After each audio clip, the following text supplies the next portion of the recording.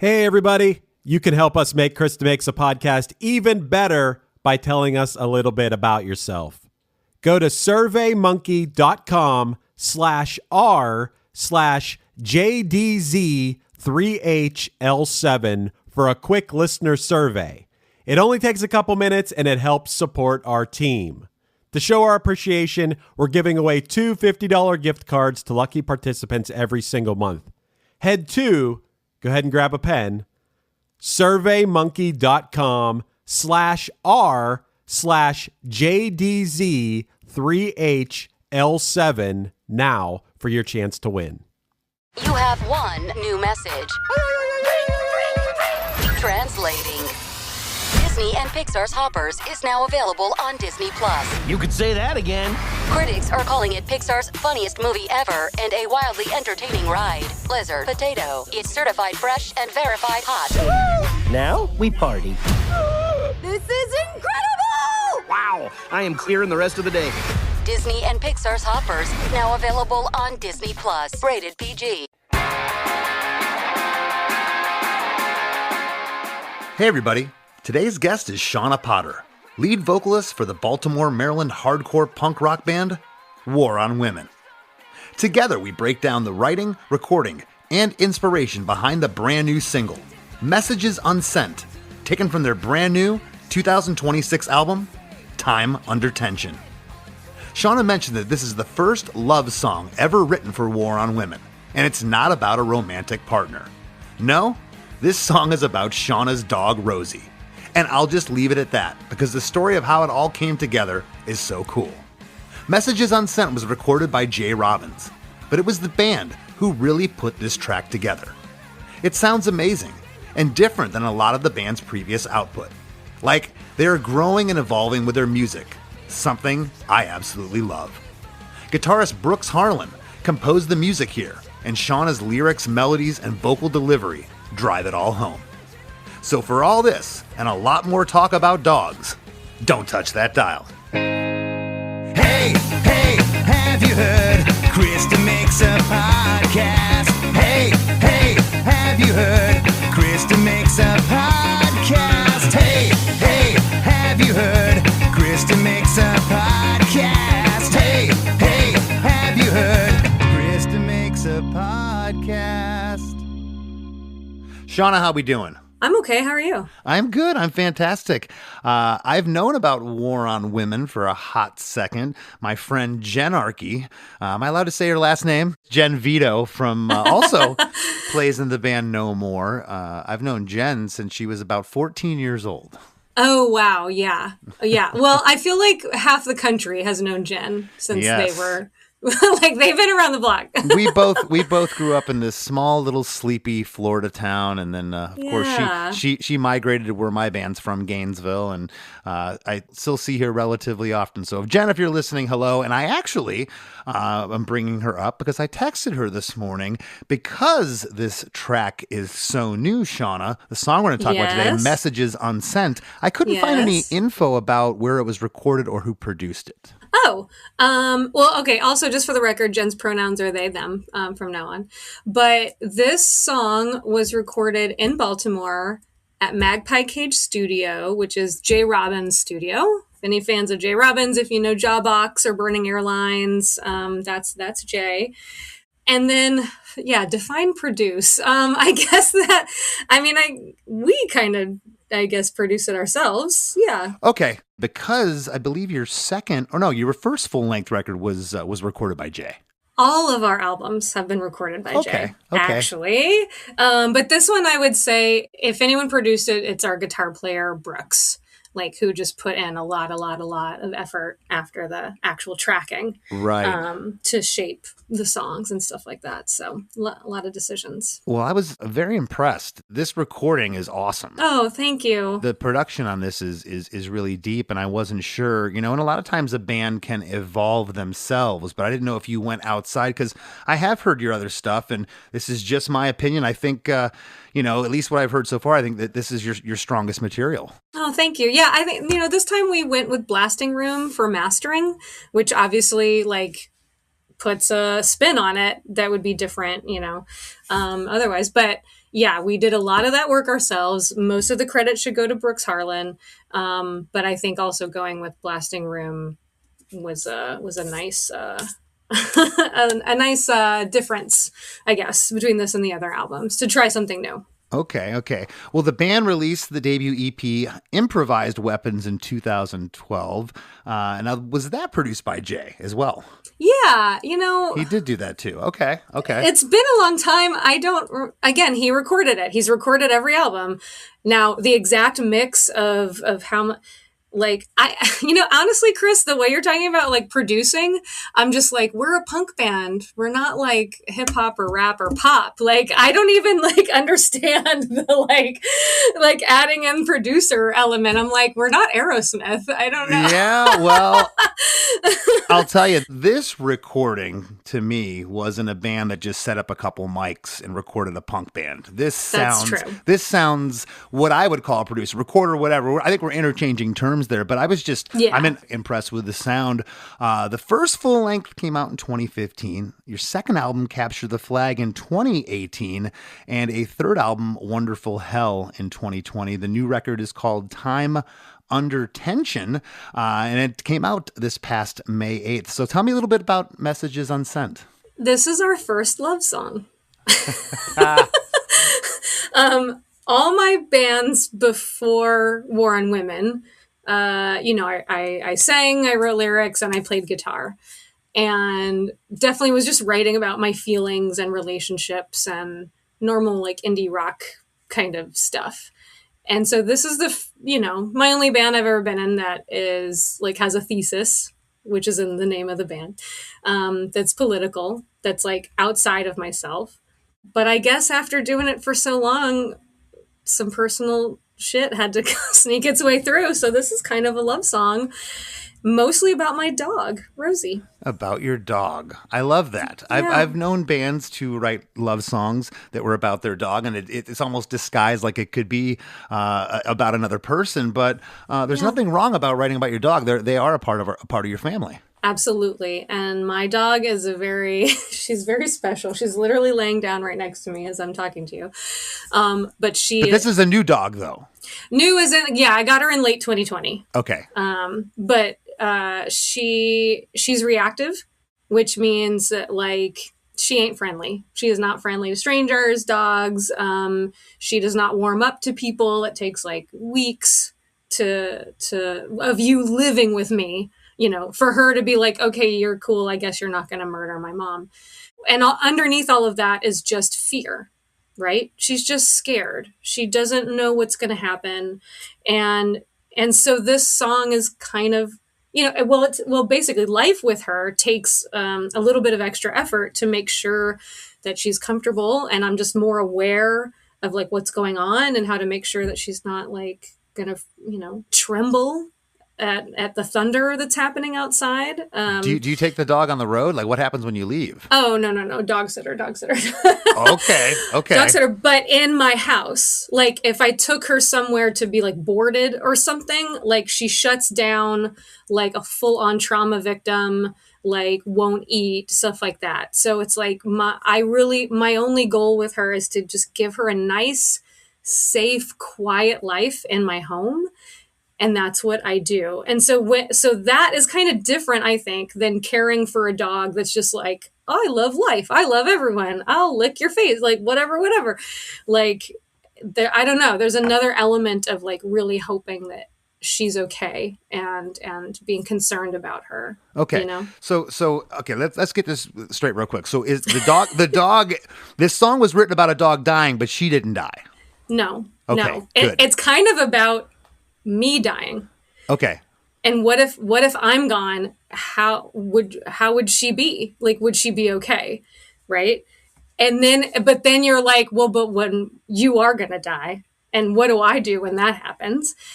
And it's not solely about her, because I'm incapable of writing a song completely start to finish about one thing. There's always like just other little snippets of lyrics that just sound good, that just work or whatever. So it's also about my partner and this idea of like, there's actually a story that started all of it. Is it time for that? It can be time for that, or we can comb through the song and we can get into it within the lyrics. It's up to you. Yeah, let's do that. Let's do that. Okay, well, the song's 2 minutes and 53 seconds. Messages Unsent. The intro is a lone guitar, along with a hi-hat and side stick snare. A single kick drum happens right as the vocals to verse 1 kick in.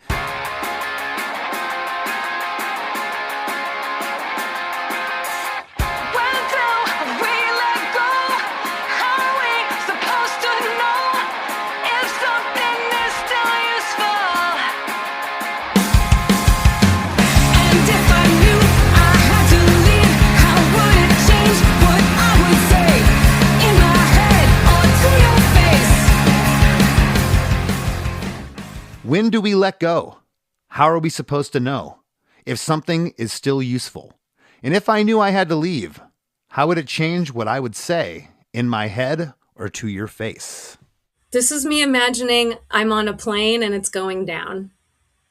And if I had to send a goodbye message to my partner, like, would that be different? Were there be things I needed to say that I never said? Like what's still inside maybe that never comes out. So you're on a plane, it's about to go down, and this somehow comes back to your dog. I love it. That's the beauty of songwriting. It is. It is. Yeah. Okay. Yeah. Well, halfway through this verse, the drums come in. It's like this ta-ta-ta-ta-doom. And it's this staccato beat. It's the heartbeat, I call it, the pulse of this song. What's happening at the very top that pretty much continues through, except for a couple breaks that I'm going to note here. And those breaks are a relief that we're going to talk about that's really cool in this tune. But after the drums come in, the drums continue that staccato feel. It's super driving. The bass and stereo guitars are now in for the second half of this verse, and they're locked with the drums. The lead vocal here now sounds doubled. Do you recall doubling vocals? Yeah, it might have been tripled, actually. Might have been tripled. Great. And Yeah. I also noticed later in the song that there's some feature words and sentences where I can hear like a third voice come in, kind of jumping on those, and I absolutely love that. One of the coolest parts of this song is where the pre-chorus comes in. This next part, okay? I don't know how much you can talk about this part. You just say it's fine 3 times. But this part is awesome because of the simplicity of this part. And I guess, at this point I would ask, hey, did this have anything to do with the producer who you worked with? But, it sounds like Jay was there to record your performance, but Brooks, it sounded like he had a handle on the writing of the music of this song. And yeah, we make a really good team. This is actually not our first band together. And he's got music theory down. He went to school for music composition. And I'm like an idea. I'm like hey, try this, like the kind of natural, unpolished, maybe instincts or talent.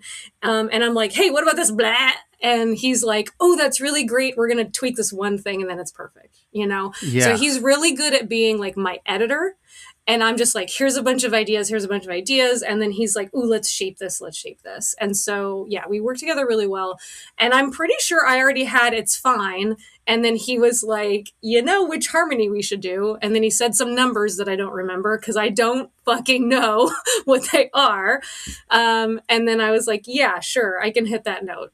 Well, there's a traditional third in here, but there's also some odd harmony that's stacked in here. I can hear Jen's voice in here. Definitely Jen is in there. Yeah, we got big harmonies on all 3 It's Fines here. The drums switch to a ride cymbal here in pre-chorus 1 with the same driving beat, bass and stereo guitars.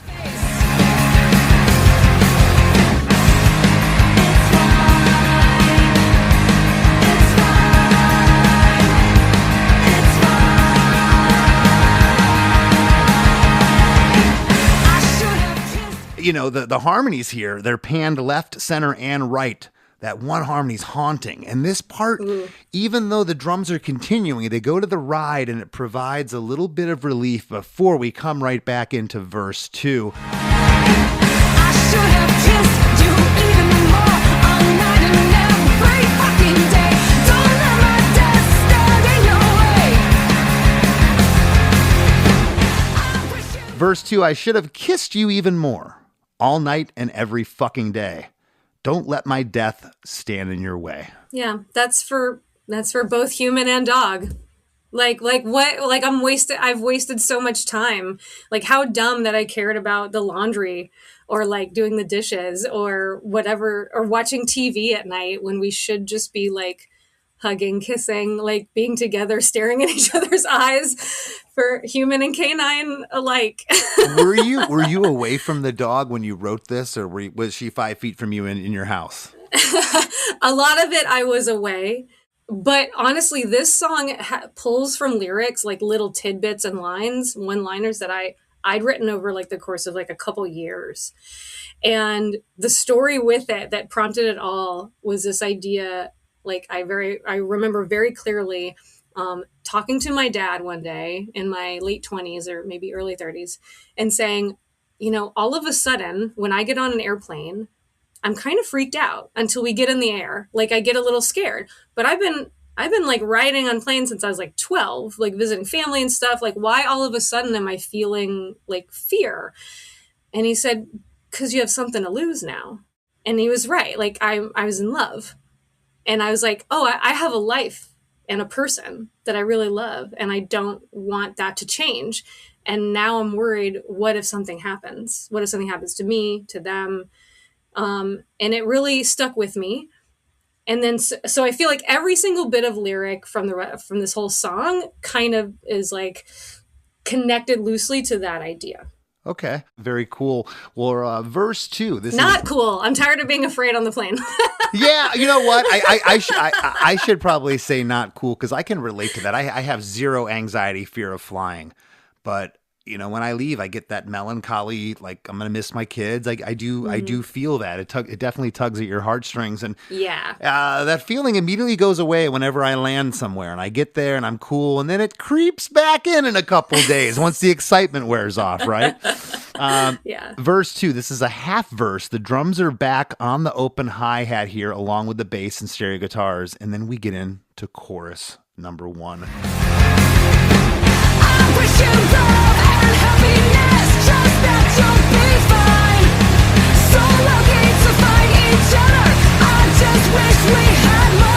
Last night in my dream I asked where do you feel safest. I woke up, heart beating, crying in 24D next to an empty seat, delayed and waiting, and I never went back to sleep. Deciding to I wish you love and happiness. Trust that you'll be fine. So lucky to find each other. I just wish we had more time. Last night in my dream, I asked, where do you feel the safest? I woke up, heart beating, crying in 24D, next to an empty seat, delayed and waiting, and I never went back to sleep. I appreciate you keeping it punk rock here, because we know that seat 24D is an economy coach. It's not in business class. That's real life. Yes, this is reality. That spoke to me, okay? Because I get it. I get Hilarious. it. Yeah, I'll only upgrade if they upgrade me for free. I'm not spending miles or anything. I'm as cheap Oh, as hell no. I'll sit in the middle. I don't care. I'm as cheap as it comes when it comes to that. But talk to me about all this. There's a lot of imagery. It's so much, right? Yeah. It's odd. I say it's odd. It's not odd. There's some choruses that have a ton of information. There's other choruses, it's just one refrain, you know, we will rock you, saying over and over again. But, you know, the first half definitely felt chorusy, and then it just starts ripping your head off on this post-chorus. Yeah. It's probably my favorite part of the song. Lots of imagery, lots of information there, and we get it again in a second chorus. We'll talk about that in a little bit. But talk to me about these lyrics. But now you see why the very simple, it's fine, is so necessary, because this part has so many words, you got to balance it out. That's kind of what I had mentioned before. Yeah, it provides some relief, because again, that drum is just pounding you. The spots that there are relief in the songs, and there's a few more. They're integral. So that hits you, because if you're hearing that for 3 minutes, it's not going to hit you as hard at some point. No. You need dynamics for sure. I heartily believe in that. Yeah. So this first part, like, I wish you love and happiness, like, so lucky to find each other. That's where it's flipped. That's like, yeah, what if I die and you remain? And then the next part, this is 100% literally true. that I had a dream and I asked my dog, Rosie, where do you feel the safest? Because I just care so much that she has a good life, the best that she can. And I can't recall if she answered me or curled up next to me or whatever, but I just remember asking her that question and then waking up and my heart was racing. And and luckily she was in the bed with me. And so I could just look at her and pet her and be like, okay, you're okay. I'm okay. And she was probably like, shut up, I'm trying to sleep, But I just was so fascinated by that idea that, okay, God, I really care about this dog, And then, 24D, that is where I was sitting. I was traveling, had an empty row, which is always a very lucky thing. But just felt like this overwhelming sense of love and bittersweetness and realization that like none of us are going to be around forever, and trying to get to a place where we accept that. And I don't know. Oh my gosh. I hope Rosie outlives us all. Chances are dogs don't, but I hope she does. And with that said, I'm afraid to hear the song you write when she's no longer here. If this is the song you wrote when the dog is here. I know. Get ready, right? Yeah. I mean, I think about it too much. Like, I should not already be preparing for her to not be with us, but it already crosses my mind. And I'm just like, oh, I'm going to die when that happens. That's going to be a heavy record when it comes out. Yes. Again, hopefully it never has to come out.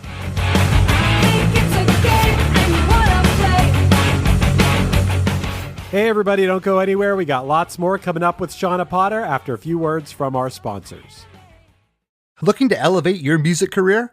DistroKid is a digital music distribution service that enables musicians to distribute their music to online stores and streaming platforms such as Spotify, Apple Music, YouTube Music, Amazon, Tidal, and many more. DistroKid collects earnings and payments, sending them to you, the artist. With DistroKid, artists unlock a world of possibilities. From easily paying collaborators with splits, to securing your music with DistroLock, DistroKid covers all bases. Plus, you can promote your releases with Hyperfollow and create eye-catching visuals with a Spotify Canvas generator, all for free.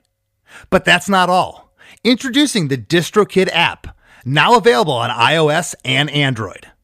Artists can manage their releases, view streaming stats, and withdraw earnings, all from the palm of their hand. And for those looking to perfect their sound, check out Mixia. With its simple interface and customizable mastering options, artists can make their music sound polished and professional within minutes. And don't forget about Instant Share, DistroKid's newest feature.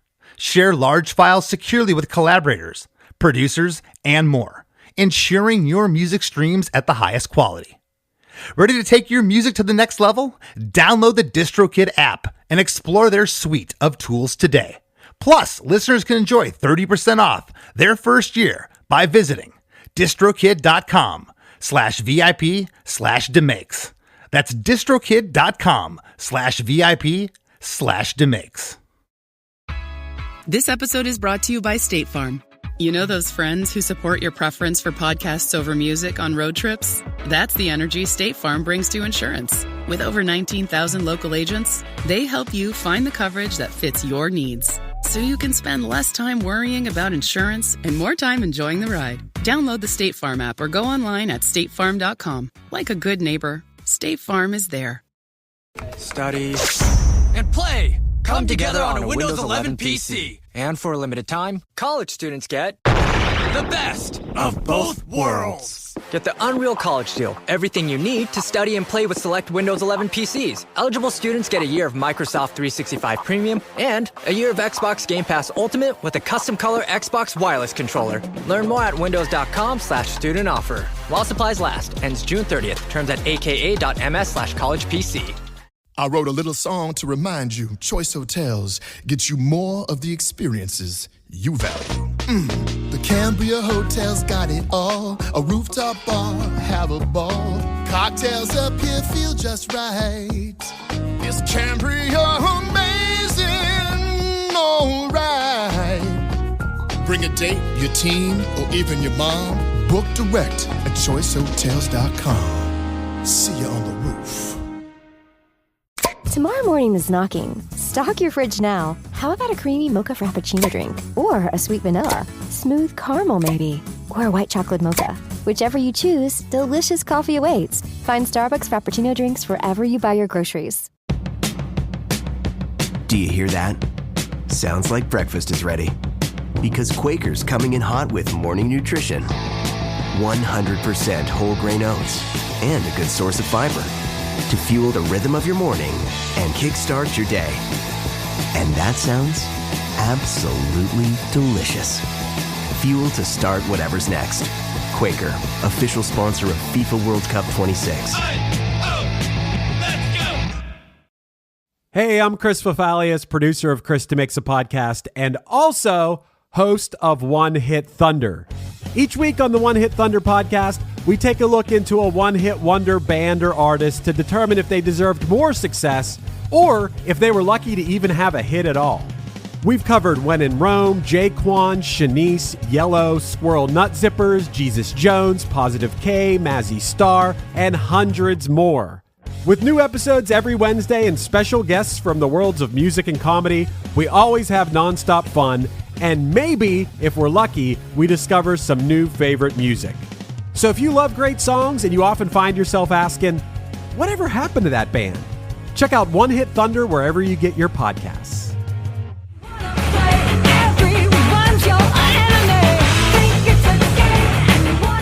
And now, back to the show. Out of this post-chorus one, here's one of those relief parts. This is so simple. I love when songs do something simple. It is just 4 clicks of the hi-hat. The 4th click is tss, it's an open hi-hat, then takes us into the next part. This relief here is integral, again, because when it comes back in, but the beat does come back in here on the first half of verse 3, which this is basically a re-intro. But before we get into the lyrics of verse 3, I want to talk about what I'm calling the production here. The production is awesome. The vocals are now wide.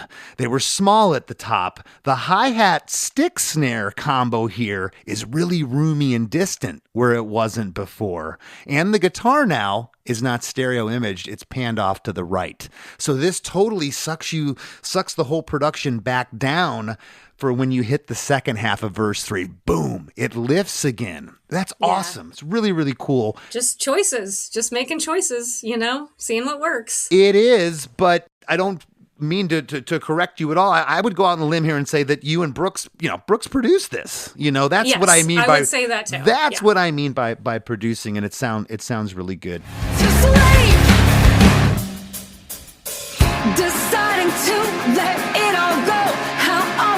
Deciding to let it all go. How are we all supposed to know when something dead is still useful? Once I had something to lose, that's when the fear set in. I'm dead, the message is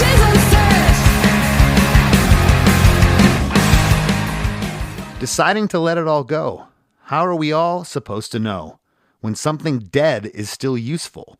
Once I had something to lose, that's when the fear set in of death and messages unsent. That's the whole summary of everything I've been talking about. Is that the plane going down and you don't have a chance to send the message? That is...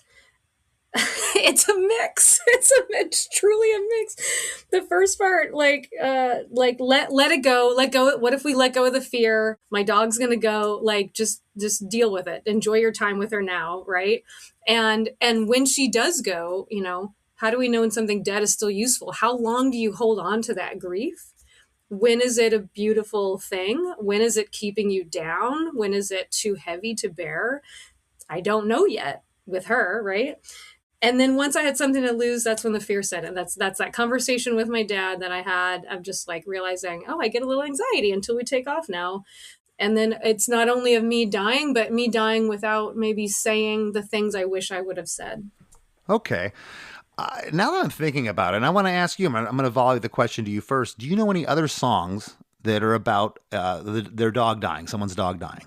Yes, there's a Propagandhi song, right? There is. Which one? Yeah, I don't recall the name off the top of my head. I should have prepped for this. Okay. But yes, there is this. I believe that there is a Propagandhi song about Chris's dog dying or being put under for surgery or something like that.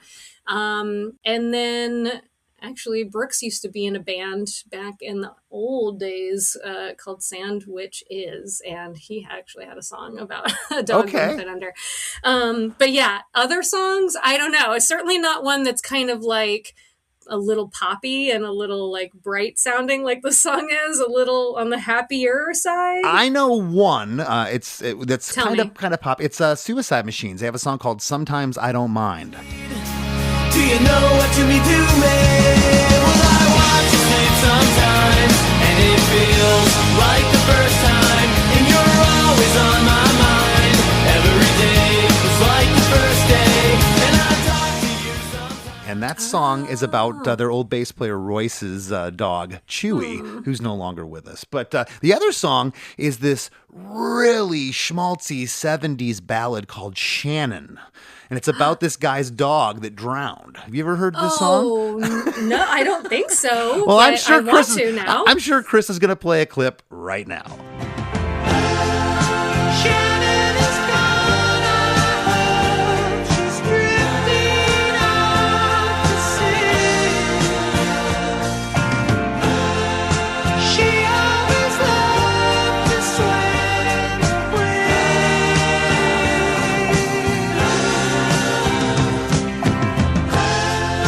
Maybe she'll find an island where there's shade and trees, just like the one in our backyard.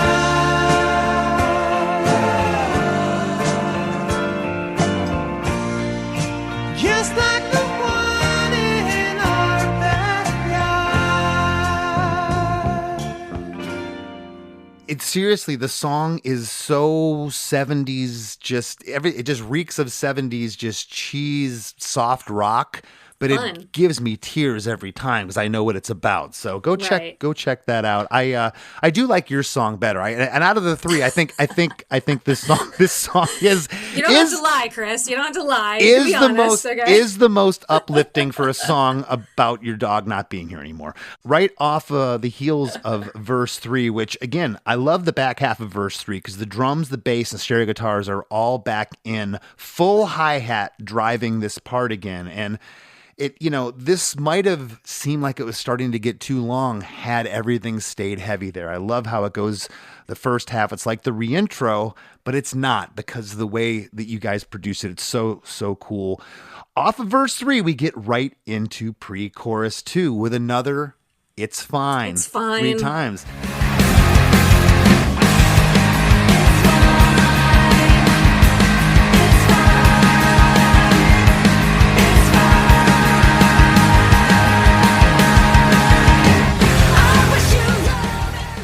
Let's talk about the arrangement of this song. This arrangement's a little different. It's a little wacky. Yeah, that's kind of our thing a little bit. Like Okay. we and a lot of times like I don't need personally to write a song lyrically that follows a format.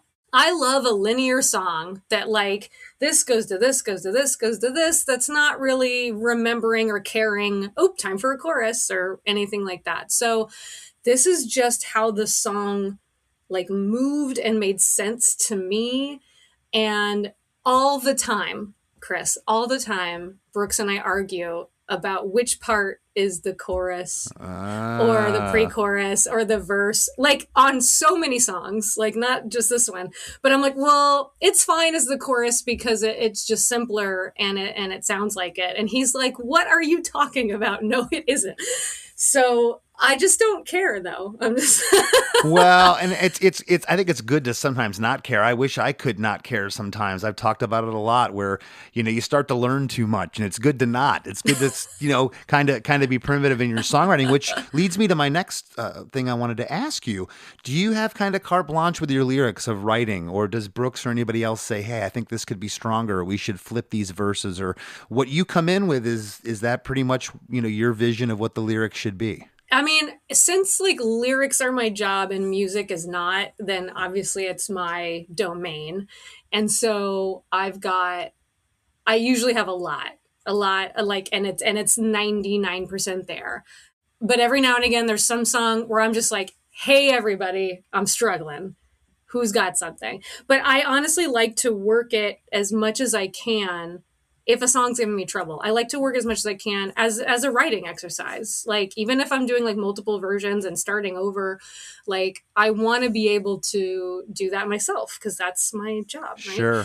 So, but I'm not above like, yo, I cannot come up with the second half of this. Like, what do you got? I mean, I've even stolen things. Sue, our bass player, Sue will say things in the like most original, funny way, and I'll just like take what she says, like verbatim, Yeah, that's and put the best. it in a song. Yeah, like she's the one. We have a song called "You Don't Tell Me How to Live." She just said that to my face as a joke when I was like, "Hey, move this thing over there; it's in the way." She's like, "You don't tell me how to live," and I was like, "Who says that?" So now I have a whole song about it, right? But yeah, I'm not above borrowing or stealing or asking for help. Okay, at all. well that's cool. And then the Yeah. flip side of that, you say you kind of tackle the lyrical department, but you've been doing this for a minute. Do you ever get in there and be like, you're arranging songs or doing them? This feels like it's a little long here, this chorus. sure. Or okay, For so sure. so you're able Yeah. to interject that too. Yes, again, it really is a good writing partnership with Brooks, where like sometimes I even come in and I'm like, hey, I got a riff. Da-na-na-na-na, ba-na-na-na-na. Do that on guitar. And he's like, okay, hold on. Da-da-da-da-da, da-da-da-da-da. And it will become a song. Even though I didn't like write it myself, I've got it in my head and I'm like, you can deliver this for me. Like, Got it. so there's a lot of different ways that we approach songs. I think the biggest benefit probably is, I have a lot of good melodic instincts, but again, without that musical education, I can't always hone in on those weird little like harmonies that would be perfect. Or like, how do you follow the melody to create the harmony without it just being monotone? I don't know. So Brooks is really good about being like, okay, you're going to go boop, boop, boop, boop, boop, boop, boop, boop, boop. You got to watch what I'm doing, audience. Otherwise, what I just said won't make any sense. Trust me, it looks right. But yeah, he's very helpful with that. And so it's fine. I would not have come up with that third high harmony on my own at all. Yeah, well, and that part again, you could have had a bunch of lyrics there. There's plenty of music and plenty of space, but I like what you did here. And again, out of verse 3, we get the "It's Fine" 3 times again with those big harmonies and that one haunting harmony. I keep talking about it. I just love. I think it's so cool. Yeah, that's nice. We get right into chorus 2, same overall instrumentation and lyrics, and I want to talk about that. You said, what is the chorus? You have trouble finding that. Well, this to me jumped out because it's the same stack of lyrics. That sometimes will denote a chorus, but we talked about there being a lot of information. You seem like the kind of band that, we're going to throw more information in chorus 2 at them because, hey, I got moved from 24D on the second leg of this flight to another, and I'm still aggravated. Or was it always the same? No, it was always the same. I kind of felt like I admire your restraint. If we're singing this, I'm singing this quickly and it's like da da da da da da da. The least I can do is have it be the same so that it's more recognizable the second time around, and Right. You're like, okay, you're not thrown for a total loop. That was like a kindness to anyone listening, I think. I wish you love and happiness, trust that you'll be fine. So lucky to find each other. I just wish we had more time. The feeling when you were really feel the safest. I woke up heart beating, crying in 24D next to an empty seat, delayed and waiting, and I never went back to sleep. In this back half, where you get really aggro, last night in my dream, I asked, where do you feel the safest? That whole thing. Is that what came out of you, or did you work on that with Brooks to get that? Because it seems so perfect. And what I'm getting at is, did you spend a lot of time? Because this is probably the angstiest part of the song, but it's awesome. Well, we definitely wanted to end it, a little bigger, a little harder. And so I can just match that vocally, no prob. And then I think because of the lyrics I was coming up with, that was definitely conversation around like, well, where are we going to hit those drums? Where are we going to hear that snare to like really reinforce what I'm doing without making it messier or more convoluted, but like supported and intense, you know? Do you and Brooks demo this stuff out and then just go in? I don't know whether you have a click track or whatever you have, you go in and start building it with the band, or do you rehearse as a band, everybody together, and then go in and record? This was kind of a mix. Like, I think just because there was so much time between this album and the one previously, that we had a handful of songs, just us two, or between us two, really, not even always working together on them. And we just like had some stuff. We had some ideas. So it's like, all right, we've got kernels of song. Maybe this song's totally done because it's like a minute and a half long. Spun Sugar, it's song Spun Sugar on the album. You know, stuff like that. And then we got together and we rehearsed as a band a lot, actually. Okay. And so a lot of fleshing out together. I think, you know, every album's a little different. It depends. We all have jobs and depends on our schedules. And, right. And if we're like, oh, we got to turn this in, we got to record this like tomorrow, versus we have no deadline. So it's always a little different. But Brooks is very prolific when it comes to riffs. And so everyone just has to accept that reality. You will never have as many ideas for songs as he will. And it's not a contest, and it doesn't mean they all have to be his riffs. It's just, he's just going to have a lot to pull from. Yeah. Well, I'd rather have a lot than be struggling, you know. And Exactly. I've been on both Same. ends. I've been on both ends of the spectrum, and they can equally be as frustrating. But I'd rather have it be dominant abundance of material to pull from. We get another whole band stop after chorus 2. It's 2 bars of complete silence, which. This is genius. It's like 2 seconds. Again, there's an old saying, the blues players used to say, the notes you don't play, those are important, okay? And I struggled with that concept for years, but this is perfectly illustrates that. It's just silence. On bar 3 and 4, another huge, big tom drum fill comes in to drop us into a 16-bar musical interlude.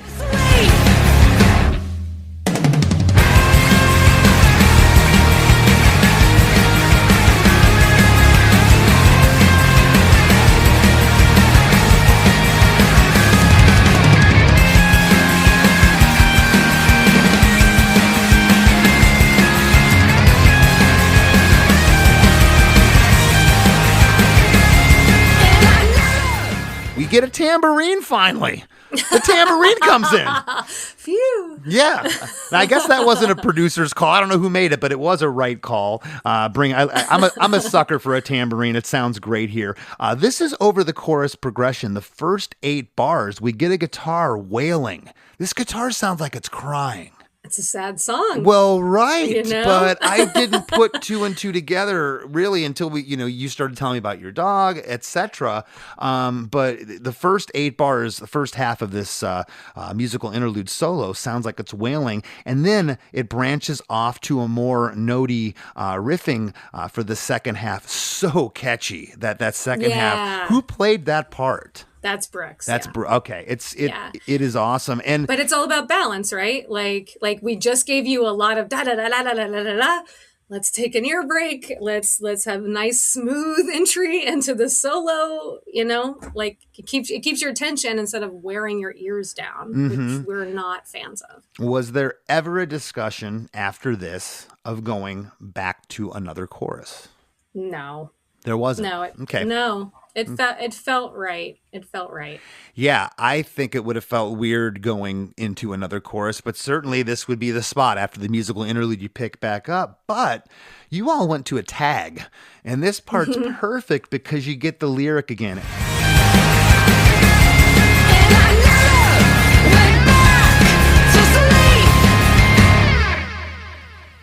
And I never went back to sleep, which I love. That's like a cliffhanger lyric. Well, what'd you do? Did you stay? Are you still awake?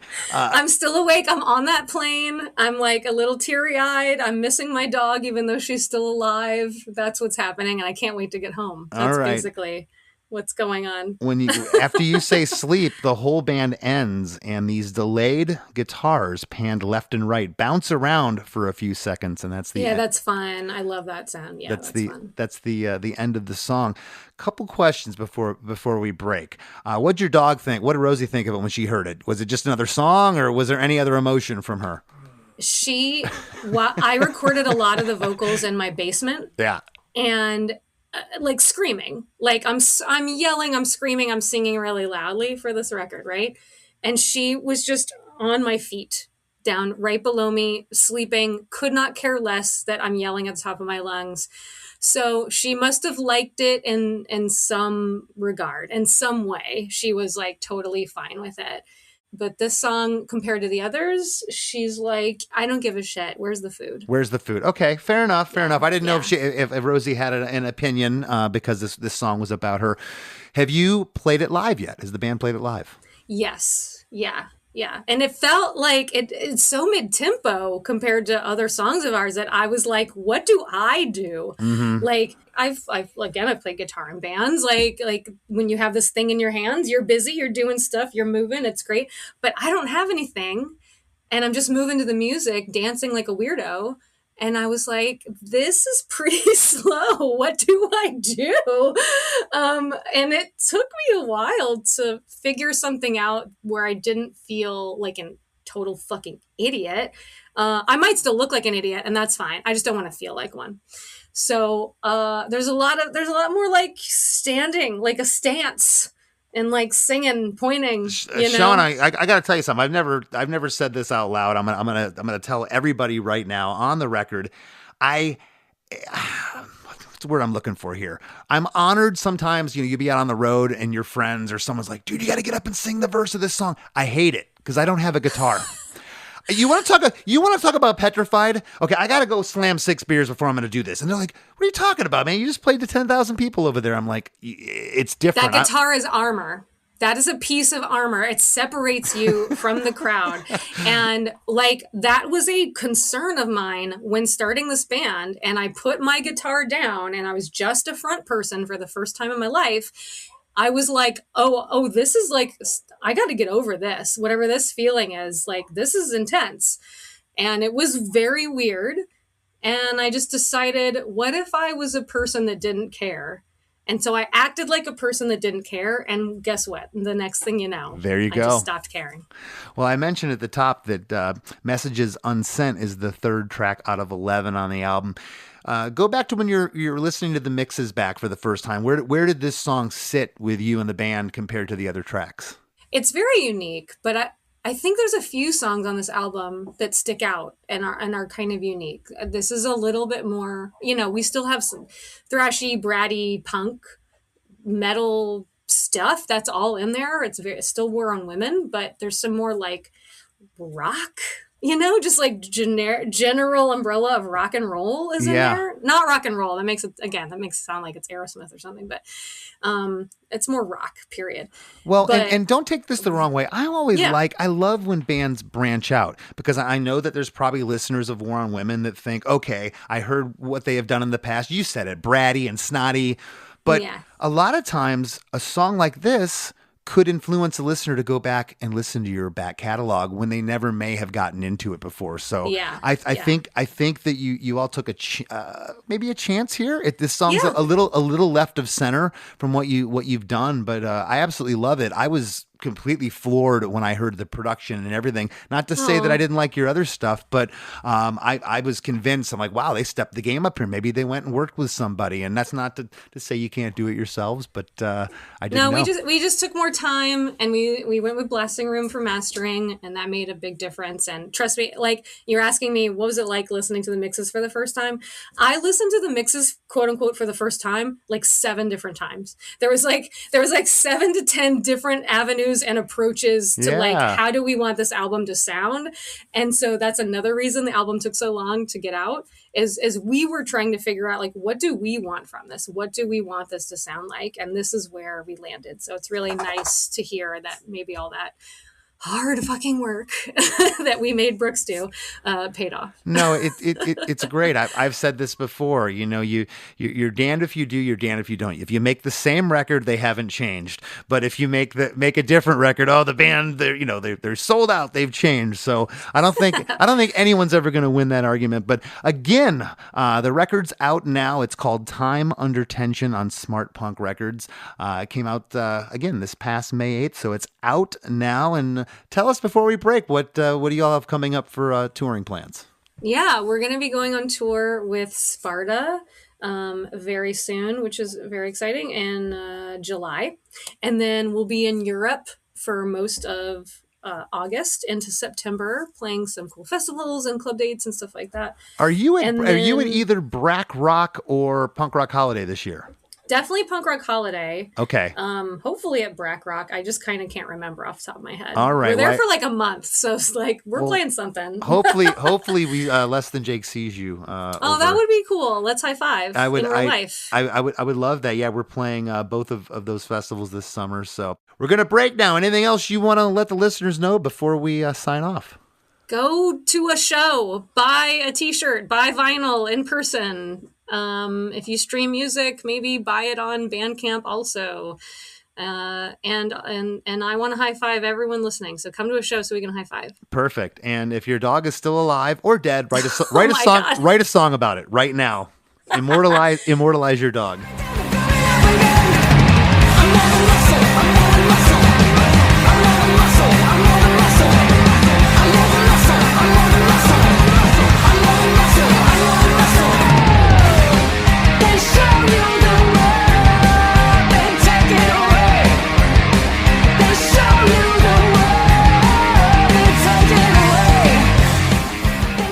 Hey everybody, the song you're hearing right now is More Than Muscle from More on Women's new album, Time Under Tension. This band is awesome. Make sure you check out this album. And don't go anywhere. We got lots more Chris DeMakes a Podcast coming right up after a few words from our sponsors.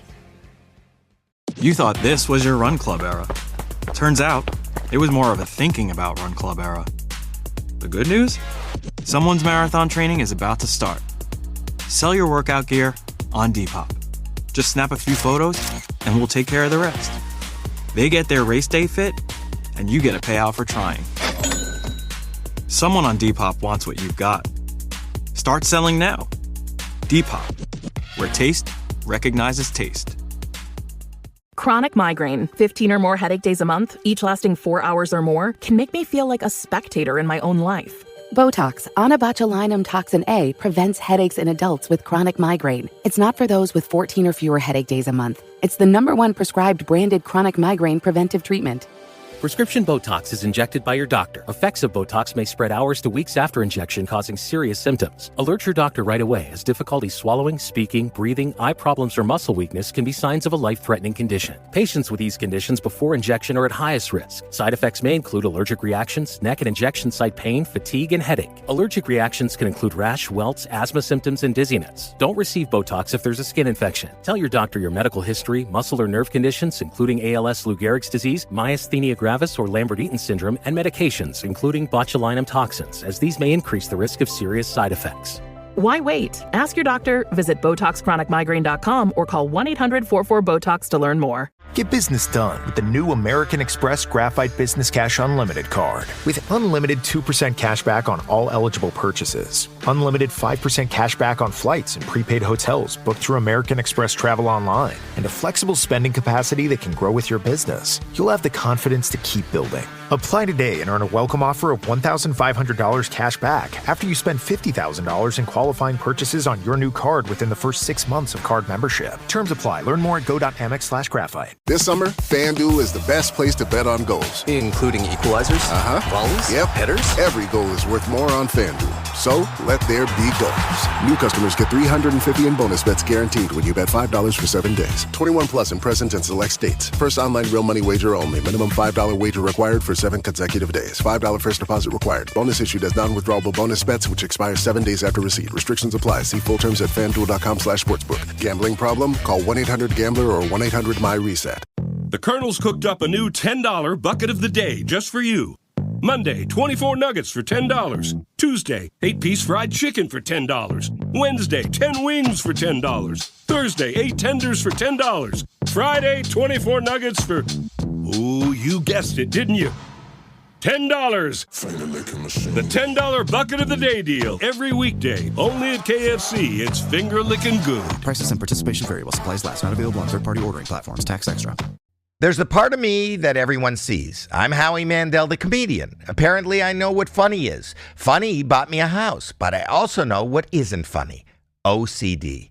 I've lived with OCD my entire life, and people throw the term around like it's no big deal. But OCD is severe, often debilitating. It's a mental health condition that involves unrelented, unwanted thoughts that can make you question your character, your beliefs, even your safety. General therapy can help with some things, but for OCD, it can actually make things worse. That's why I want to tell you about NoCD. NoCD is the world's largest treatment provider for OCD and is covered by insurance for over 155 million Americans. Their licensed therapists specialize in ERP, the most effective treatment for OCD. If you think you might be struggling with OCD, go to nocd.com to book a free 15-minute call. They are here to help. Hey friends, have you been loving Chris DeMakes a Podcast? Well, spread the love by leaving a 5-star review on Apple Podcasts and Spotify. Don't hesitate to share what you enjoy about the show in an actual written review on Apple Podcasts. Not only does it help more people discover us, but we often read reviews in the wrap segment of the show. It's a quick, cost-free way to support us and takes just a minute of your time. Your reviews mean the world to us and help us keep the podcast thriving. Thank you for being a listener, and thank you for being a friend. As we near the end of the show, here's a band you might not know. Welcome to this week's Band You Might Not Know. If you'd like your band to be considered for Chris DeMakes a Podcast, email your best song via MP3 only and a short bio to bandyoumighttnotknow@gmail.com. This week's featured artist is Mighty Vices. They didn't say where they're from, who's in the band, what label they're on, where you can find them on streaming services, or anything else of pertinence, except that they love Chris DeMakes a Podcast. Awesome. Here's a snippet of their song, I Won't Kill You, But I Don't Have to Save You.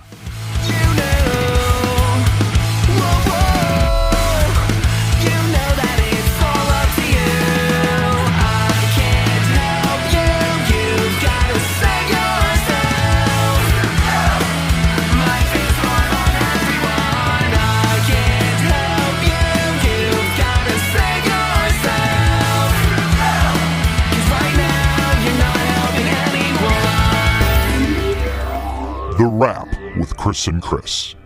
Chris, I love to hear that this song was about Shawna's dog. Of course, I am an animal lover, and you brought up, I was wondering if you were going to bring it up, Chris. You brought up the song, Sometimes I Don't Mind by the Suicide Machines.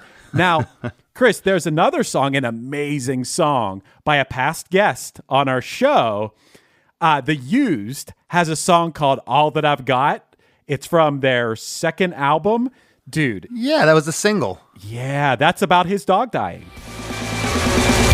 So deep that it didn't even bleed and catch me off guard. Red-handed, now I'm far from lonely. Asleep, I still see you lying next to me. So deep. That is such a good song. A couple other dog songs that I just popped into my mind. Do you know the song Me and My Arrow by Harry Nilsson by any chance? I know Harry Nilsson, and I feel like I may have heard it. It doesn't ring a bell. Me and my arrow, straight up and narrow. Wherever we go, everyone knows it's me and my arrow. It's from this like weird 70s cartoon movie called The Point.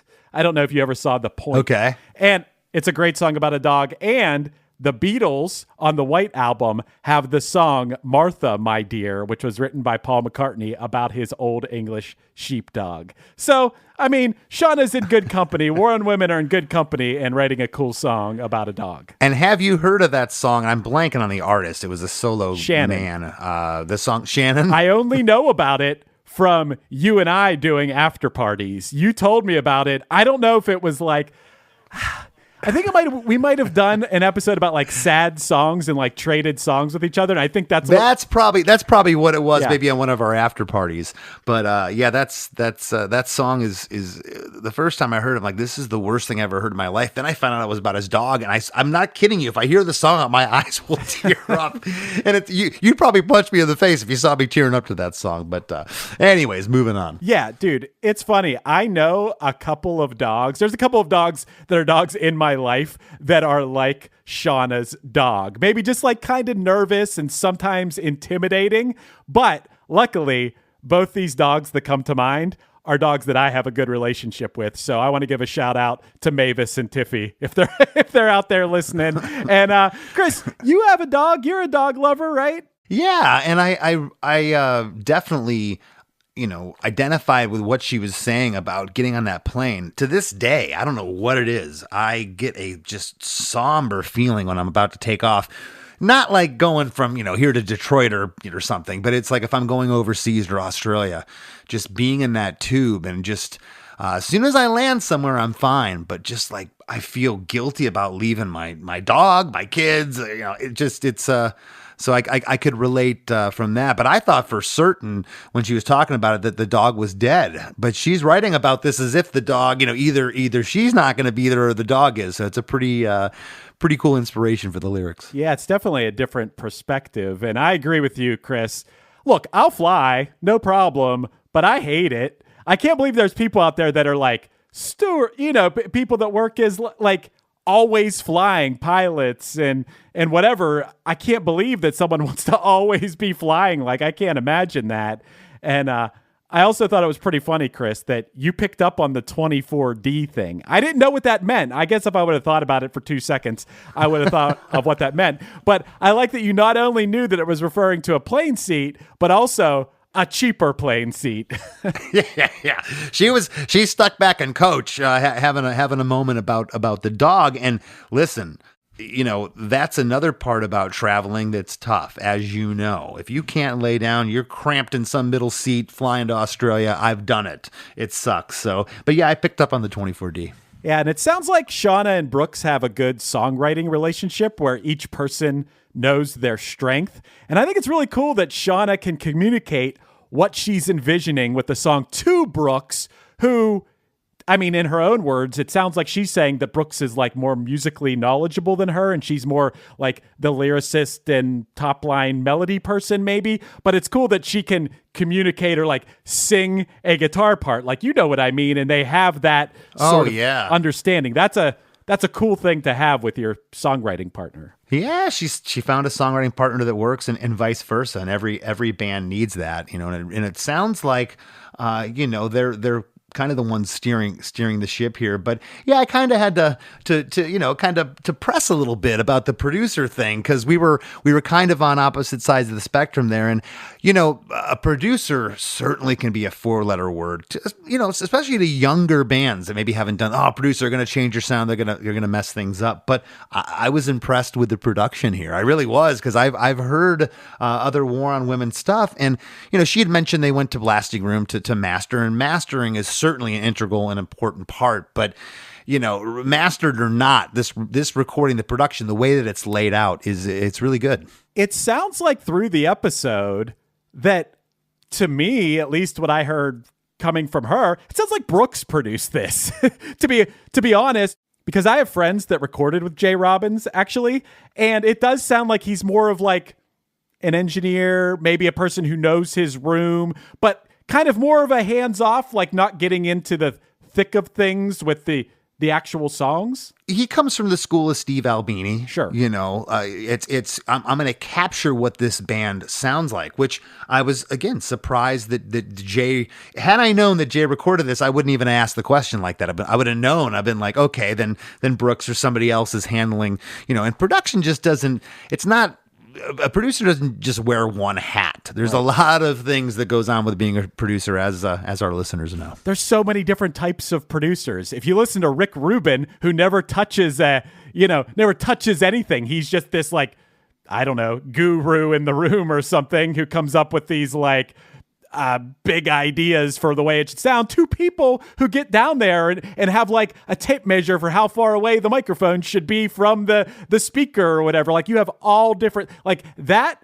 word producer has so many different meanings. And yeah, like I said, I don't know for sure. I'm not trying to force this upon it, but when I listen to this episode, it sounds like Brooks. I would maybe give him some production credit on this or something. I'm not saying actual official producer credit on the album. I'm saying like I would give him some credit for that. I'd love if you sent Brooks a check for $1,000 for his production on this now, just arbitrarily. I'm going to do that for sure. It's also funny that Shawna said that playing this song felt weird because of like the tempo of it. It's more of a mid-tempo song.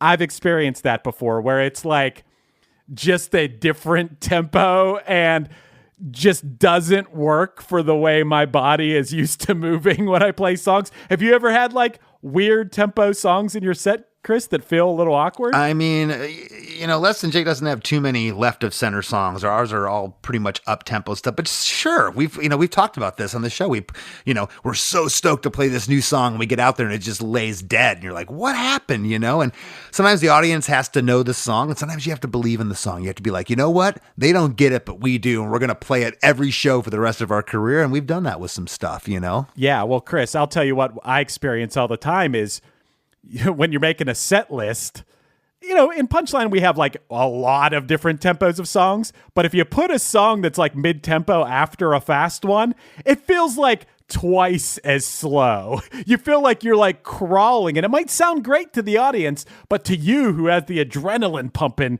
you're like, oh my God, this feels like such a slog up here.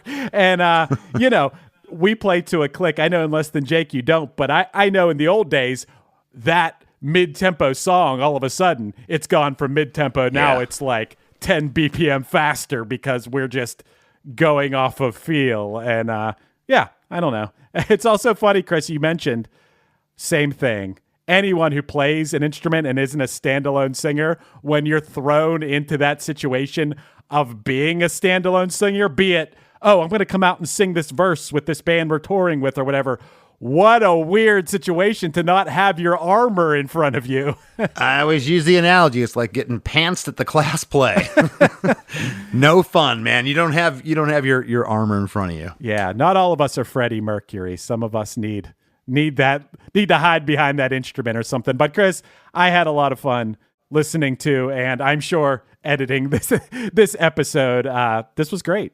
It was a lot of fun. And if you're having a lot of fun, you can help support Chris DeMakes a Podcast by heading over to ChrisDeMakes.com. That's where our Patreon's at, and you can get bonus episodes of The After Party, Defeat DeMakes, The Journey, and all kinds of other really cool stuff. You get access to our whole back catalog of after parties and everything else. ChrisDeMakes.com. And Chris, do you have a review pulled up for us? I do. I have one that's really short and to the point this week, Chris. Hey. Short and sweet. If you want to type a novel in the reviews on Apple Podcasts or Spotify or whatever, that's great. But if you want to just be short and to the point, that's great too. We don't discriminate. We'll read these reviews regardless. This one this week is a 5-star review from a listener who goes by the name Kofster77. That is KOF Stir 77, who said, "Great show." That's the title of the review. And the whole review is, I listen to every episode. Chris, that's all we can ask for. And that maybe you sign up at ChrisDeMakes.com. Those two things, listen to every episode and sign up at ChrisDeMakes.com. That's all we can really ask for.